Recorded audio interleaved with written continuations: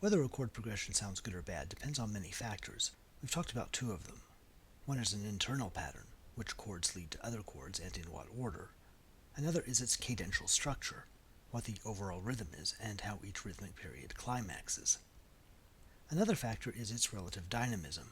Does it feel like it's moving forward, gaining energy and tension? Or does it feel like it's marking time? It's good when a musical piece contains moments of relaxation. It's like in the movies, where action sequences are followed by moments of rest, which let us catch our breath. Like movies, music needs periods when not a lot is happening.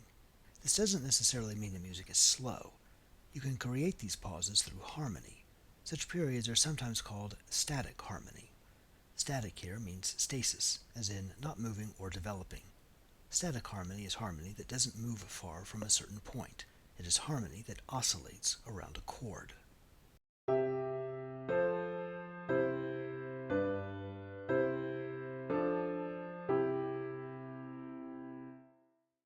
Notice how every time we leave C major, we immediately return to it before leaving for another chord.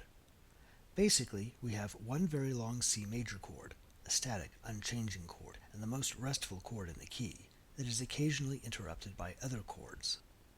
Static harmony isn't boring harmony, though it can be. It's just harmony that never goes very far from where it starts and always takes the quickest route home again. Static harmony is complemented by dynamic harmony, but that's a concept that must wait until the next video.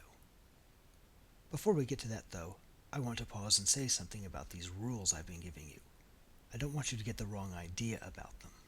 The rules of music are not like physical laws or the rules of a game. If someone yells at you for breaking them, you are perfectly free to push back, because you haven't done anything wrong. Success in music is its own justification, just as success is its own justification in poetry, drama, painting, or any other art form. But that doesn't mean that everything succeeds or succeeds equally. Musicians, who at least when it comes to making music are a fairly practical bunch, keen to have a popular paying gig, have spent hundreds of years experimenting with sounds and tend to go with the best results. At the same time, music theorists, who are the nerds of the musical world, always filling out notebooks with stats and charts and diagrams, have spent hundreds of years listening to the noises that musicians make, and have noticed that good music, successful music, regularly conforms to certain patterns. The jargon and technical mumbo-jumbo?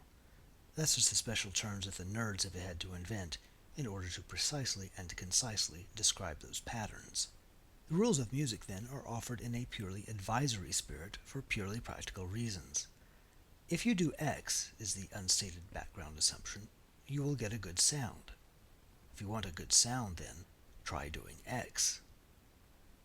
If you want a good comparison, think of music as being like cooking, except without the dangers of ptomaine or salmonella, unless you're talking about the really avant-garde musical stuff. If you want your food to taste good, you'll do best by following certain well-established guidelines. And the guys who wander in and tell you you're doing it wrong? They're like the experienced cooks telling you that if you turn the heat down, your roast won't dry out. They may be insufferable, but they're usually worth listening to.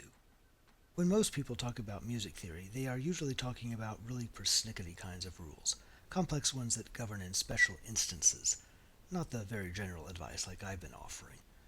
That's not the kind of weeds I'll be getting into, not if I can help it. I'm more interested in the very broad advisory stuff I've been giving so far, the kind of rules and patterns that will let even the greenest amateur get started with good-sounding harmonies. No one likes sitting through long expository cutscenes in video games before getting to the fun stuff. In the same way, no one wants to have to master a lot of theory before they're allowed to make their first chord.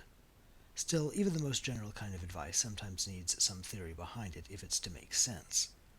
There's a bit of a rough patch coming up, I'll warn you, but it's only so we can continue to do the kinds of things that we've been doing already.